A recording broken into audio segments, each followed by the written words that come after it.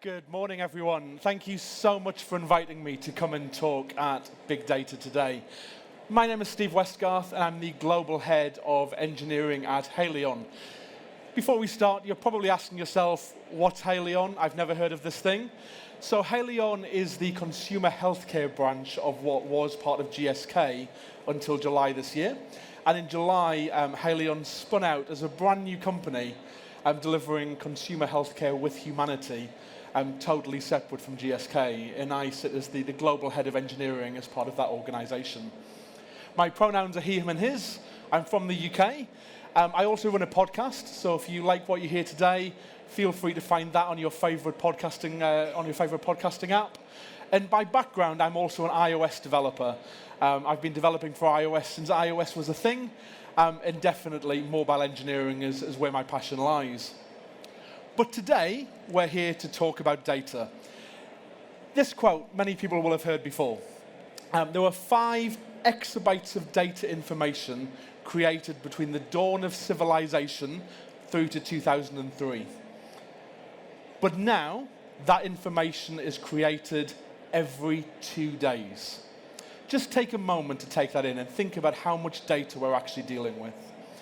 But actually, data without insight doesn't give anybody anything. And the big challenge for organizations like Haleon and like your organizations is how we actually make sense of that data and how we can actually leverage it and use it. And this is something I see quite regularly. When we're talking in teams, we talk about data, we talk about the idea of creating a data-driven culture within our organizations. But when we think about what that really means and how we leverage that data, it's often incredibly difficult for organizations to actually get a hold of. So what is it? What is it about data that makes making data-driven decisions difficult?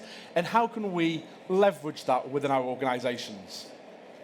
So I came across this quote from the Harvard Business Review a few weeks ago, which is all about requiring cultural change in order to allow data-driven decisions to be driven through your organization. And that idea that actually data is part of your culture, using data to drive your decision-making requires a cultural mindset shift, is a really important concept and one that a lot of organizations really struggle with. And it's really tied to what I believe is 2 things. The first is around this idea of agile transformation within your organization and what it really means to be agile.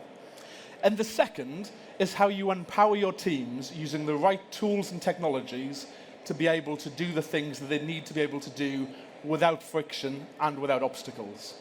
So in the talk today, we're going to focus on these 2 things, and we're going to see how we are thinking about that at Haleon and how we are driving data agility within our engineering teams, starting with agile transformation and what it really means to achieve data agility. So let's start by thinking about this word. And it's actually a bit of a dirty word that has been bandied around in so many different contexts and organizations over the last few years. And we think about the word agile and what organizations have done with it. And you've got everything from let's implement an agile framework, let's change our ways of working, let's make teams work in specific ways using Scrum or Kanban, or maybe some organizations have got scaling frameworks like the Scaled Agile framework that they've tried to implement, right through to the other end of the scale, where when you talk to the exec and they think about agility as an organization, they're probably talking about how they can deliver value to their customers and how you can make sure that we're going to achieve things ahead of the competition in a much quicker way. So, a variety of things: executing faster, delivering more, responding to change. These are what we really mean when we talk about agility. And this next picture, I think, is the best way I've come across to describe what I believe agility in organizations is really all about. So this is a picture of the Cholachucka bridge in Honduras. And believe it or not, when that bridge was first built, the bridge did actually sit over the river. But then in 1993, there was an earthquake, and the river literally moved from beneath the bridge. So this is the challenge that our organizations are facing every day. If we don't execute quicker and do what the market wants to get our value out to our customers, then the river might literally move from beneath us. A competitor might come along with a superior product, might deliver something which literally blows us out the water and leaves us, as the Cholachucka bridge here was, in a pretty sad state, let's be honest. Now, in this situation, would data have helped? So if we'd known at the time when we were building the Cholachucka bridge that there was going to be an earthquake, and we knew that it was going to move the river, would we have built the bridge? Well, we probably wouldn't in reality. We'd have probably done something different. Maybe we would have thought about our approach. Maybe we would have changed direction. We'd have pivoted as an organization.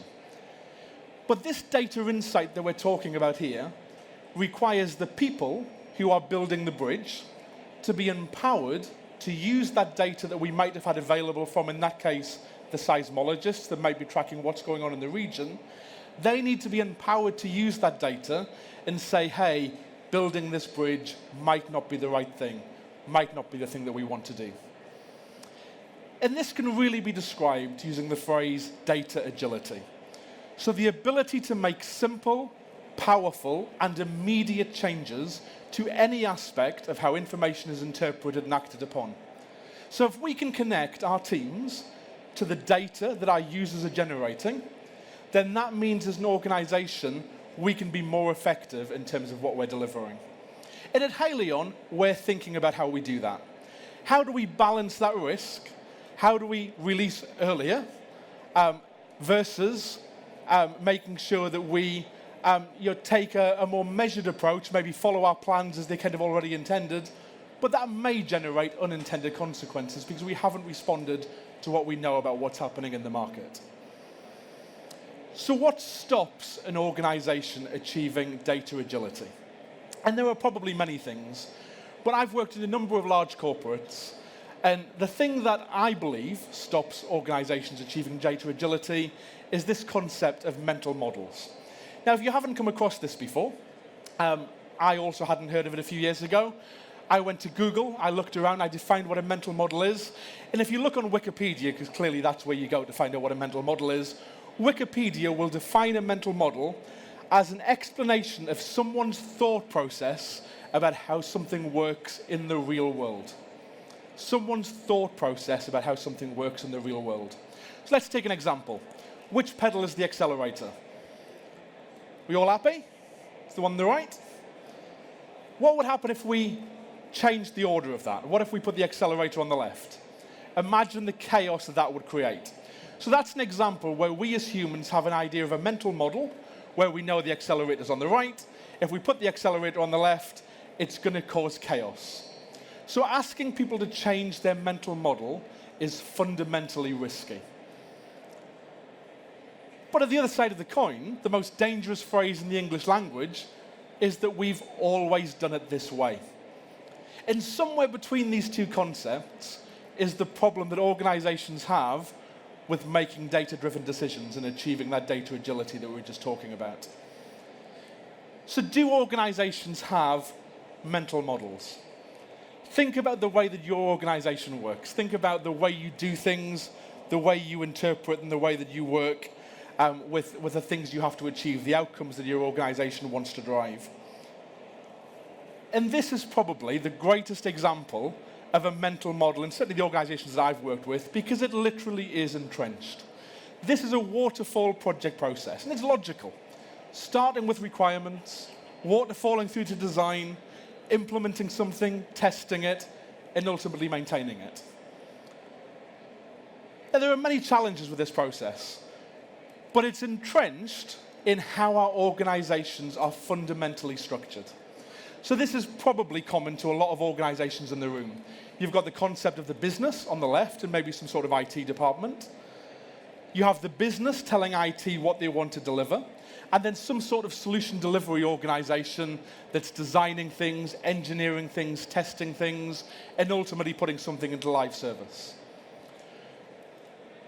But a model like this is founded in a hierarchical structure.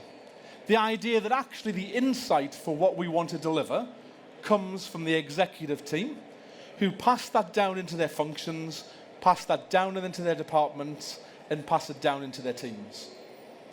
And when you think about the way we all operate. If your boss tells you to do something, you're probably going to do it, right? But in order to think about data agility in solving the Cholachucka bridge problem, we need to change. We need to move to a world where we are being led by the data insights that our users, the people, the seismologists in that case, are generating. Where are they in this organization structure? And the reality is they don't exist. We assume the hierarchy of management knows best, and we want to follow what our managers say. But it's worse than that. If you think about how this works within an organization, it really promotes siloed thinking. So if you think about requirements, you have some sort of functional silo within the business where they write a requirements document and work on what we need to deliver. We then pass that into IT. Some solution architects get involved. They design a solution, and they make, this is what we're going to implement. It then gets passed along, and we look at, well, let's get some engineers. We'll implement it. We'll build this thing. We'll make it a reality. Test team then checks we've built what we actually need, and then eventually it goes into live service and maintenance. But in this flow, where is the data? And what do we mean by data-driven? In this flow, how do we give the right people access to the data? Because the challenge we've got in that user feedback loop is that the input at the requirements stage is presumably data-led. Someone's actually spoke to the market and worked out what we want. And the user at the far right-hand side, well, they're generating data for us. That's the insight that we need. And presumably, the people who are writing the requirements, they're observing what's happening. But what about all of these people in the middle? Because every time you move between these silos, there's a handoff. We hand off between the different teams and the different groups, and at every handoff, we lose something. We lose some knowledge, we lose some data, we lose some insight, and we lose an opportunity to learn what we're really trying to drive. So that's the problem of this Tayloristic hierarchical management structure. So at Haleon, we're thinking differently, and we're following a model which I would say is all around structuring around product. Now, what do we mean when we talk about structuring around product? So, for example, we're working on an app at the moment that's recently launched in Italy. The app's called Jarvis. It doesn't really matter what the app does, but this app is delivered by a product team, and the product team is represented by product team A on the left-hand side. And we know, in order to make that work, we need to bring together people from across our business. To be successful, we need people from web, from mobile, from platform, from security, and from data. So these verticals are really thinking about the patterns, the principles, and the standards of how we want to operate. But crucially, they're not thinking about the what. So in this model, our chapter lead, who's looking after web, he doesn't really worry about what we're actually delivering. That's coming from our product team. What we do want to do is, though, make sure that we're delivering in a consistent way and we're following the patterns, principles, and standards that have been set by the organization. So this is about creating an organization of chapters, a group of colleagues in the same functional discipline, clearly defining the how that we deliver. Now, that brings a lot of benefits outside of data. That allows us to think about career trajectory. It allows us to think about performance management. It allows us to think about talent attraction and retention and how we're going to build a world-class engineering function. But it allows us to do something which is more important than that. It allows us to bring people together from multiple disciplines across the organization and remove those siloed handoffs that we were talking about before. So this means in this structure, in our empowered cross-functional teams, it's possible to have an end user and a business person working alongside the data engineer, the ops engineer, the application tester. And by putting them into the same team, they get this same insight. So some of the really powerful things we've been doing while we were working on the app I mentioned in Italy was to take the squad that was building that app and to bring them together with some users in Italy and do some user interview feedback. Give them some actual live demos, get them involved in testing the product for us, but then get the people in this team to live observe what's going on and to give them that feedback direct and in the moment. So that means that now we're connecting the engineers that are in the team with the data and the insight that we've got from the people who are actually using our app. In that waterfall model, We missed all of the opportunities to do that. We didn't allow that to happen. Now, it does require a certain change of mindset.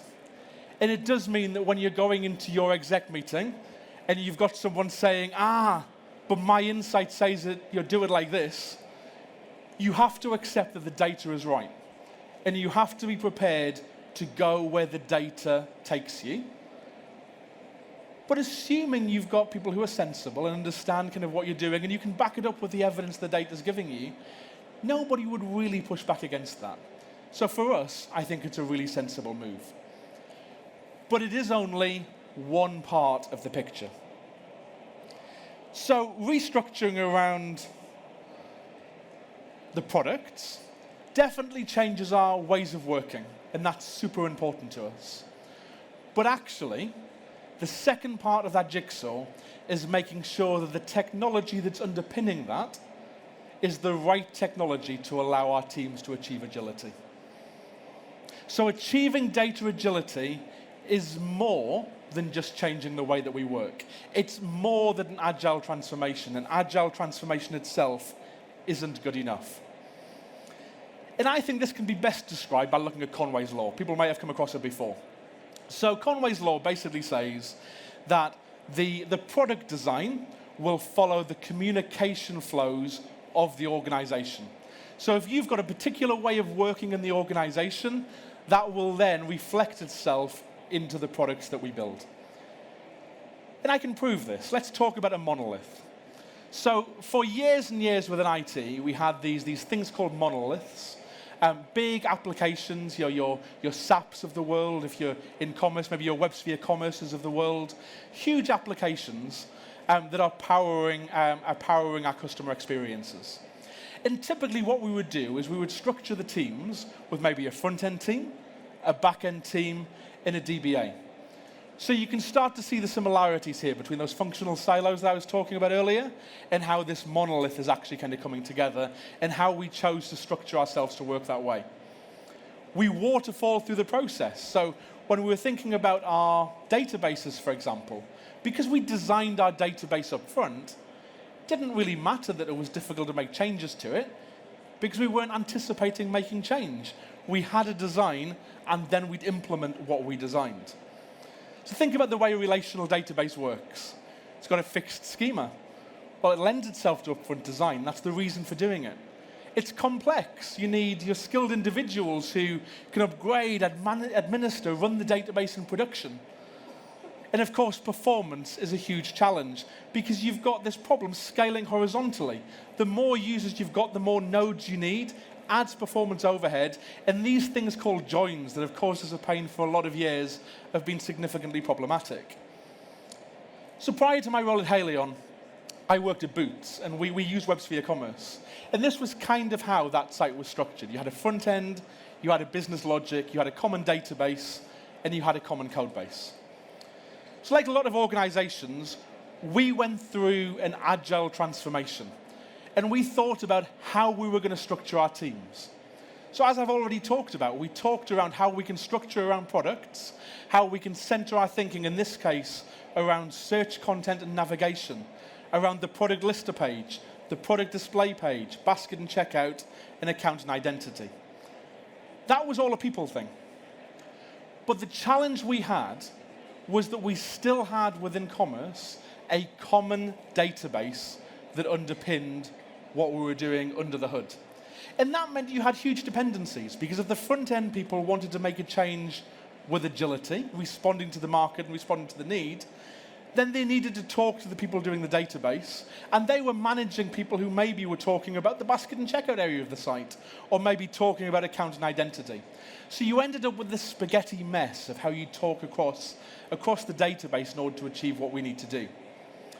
So what we really needed to do was to drive a true microservice architecture, separating out each segment of the site into its own micro front end, its own mini application with separate database logic. And a monolith really doesn't lend itself to that. It's very difficult.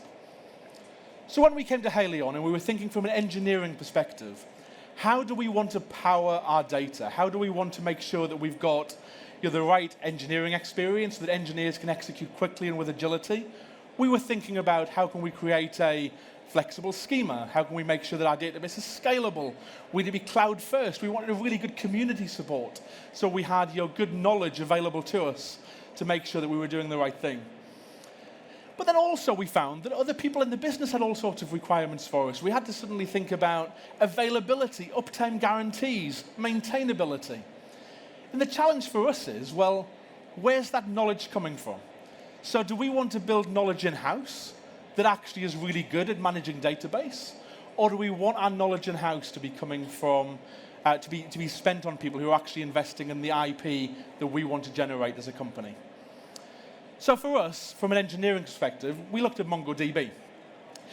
And the reason we did that was all about letting the people who know database do database, which the Atlas offering of Mongo allows us to use. Some things which were really, really appealing, certainly to me as global head of engineering, was some of the ways that Mongo have thought about the developer experience and how it maps onto our delivery mechanisms, onto our delivery teams. So take Atlas Search as a prime example. So because they've really thought about how they can embed full-text search into their product, we're in a position now where developers can deliver search features 30 to 50% faster than they were able to deliver if they were developing a full-text search engine, which was tied to an old-fashioned monolithic database that we may have used previously. The pain of bolting a search engine onto a database is actually, it's a really difficult thing to do. It lowers developer productivity. Developers get embroiled in architectural complexity, and there's a huge operational overhead. But for us, by using Atlas, we had integrated database, integrated search that aligned to our microservices structure that I was talking about earlier. That promoted higher developer productivity, a simplified database architecture, but crucially for us, it's a fully managed platform. So that allowed us to let the people who do database. We didn't need to think about it. And then under the hood, there were some really important things. So data is the heartbeat of your business. You need to take care of it. Privacy is really important. And actually, getting people to prioritize some of this stuff can be really difficult. So Mongo out of the box comes with role-based access control, data encryption and rest. You can have auditing and logging. You can limit connections to the database. That's all great. But more than that, it actively encourages you to implement some of these features. There are things within MongoDB that allows developers to do this easily without needing to think about, oh, this is an additional thing I need to do. It's all centered around developer productivity and making sure that developers can do what they need to do well. And this stuff matters, and let's talk about why. So there were 1,862 security incidents involving data in the USA during 2021. And let's talk about that in numbers. 55% of data breaches were committed by organized criminal groups, including state actors. 37% of data breaches used stolen credentials to access secure systems. But this is the one that really gets me. 30% of data breaches were committed by internal users or individuals known to the company. So if you've got a system where it's hard to put some of these controls in place, and you haven't thought about how you're segmenting your application to make sure the right people have access to the right data at the right time, this is where these problems come from. This is really interesting. 74% of companies who suffer a data breach don't even know that it's happened. And that's of the ones that found out that a data breach had happened within 12 months. What about the people who never know? And then, of course, what about the companies who intentionally try to exploit their users? Put yourself into the place of a product manager. Imagine a scenario where someone comes to you and says, we need to collect data about users who are using our app. We already have a custom browser which renders third-party content. Is there a way for us to be able to find out how a user is interacting with the content in the custom browser so we can analyze that data in order to improve our user's experience? Here, it's possible to subscribe to keystrokes via JavaScript. Please, can we do this and store the data for future analysis? Now, you wouldn't think this would happen, but actually it does. And this can be avoided by making sure your teams are structured in a way where you have the right data available to the right people at the right time. And the reason I know it happens is because of this article. So this article I came across about a month ago. It's by a guy called Felix Krauss. He looked at apps that are intentionally exploiting users' data. And he found that on iOS alone, there are so many apps that are injecting custom JavaScript and subscribing to events without the user's knowledge. Look at Instagram, for example. The app intentionally subscribes to users' keystrokes, and that allows them to track things like form inputs, passwords, credit card information. Now, we don't necessarily know they're doing anything with that data, but why are they tracking it? Why are apps actually doing that? Now, we all agree that the overwhelming technical consensus is that privacy matters. Apple actively works against cross-hosting tracking. As of iOS 14.5, app tracking transparency puts the user in control. And we all remember all of the things around Facebook pushing back against Apple and saying, no, we don't want to do this because it will destroy our business model. And Apple still pressed ahead and said, no, privacy matters. Chrome is phasing out the use of third-party cookies. Firefox just announced total cookie protection by default. But if you look at these apps, they are actively subscribing to users' data in browser apps. They're actively recording that data and using it. If you look at TikTok, there's no option to use a native browser that's native to your phone. You're tied into the flow within the TikTok app. So as engineers, sitting within hopefully our now cross-functional teams, we need to think about this stuff, and we need to think about how we're protecting that user's data and using that data in a way where we can drive those data-driven insights, but from a point of view of moral objectivity. And hopefully, that allows us to structure in a way we've talked about already in terms of how we want to segment our different parts of our application, and gives us the building blocks of where we kind of want to drive and how we as an organizations can be more responsible with the data, but use it to drive the insights that we need. So finally, a call to action for you all. Leaving the theatre today, I'd love you to think about how you are going to drive data agility within your organization from a moral standpoint. How are you going to use the data effectively to generate the insights that your organization needs, but also only use it for the purposes that your organization want to use it and should be using it for. But also think about agile transformation being more than just changing the ways of working. Make sure the technology selection supports your engineers and allow your engineers to do some great work.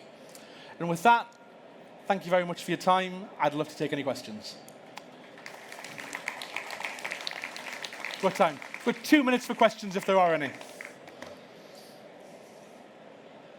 Now, if anybody wants to talk, maybe it's easier, I'll go and find my way outside and you can come and find me after the talk. Thank you very much.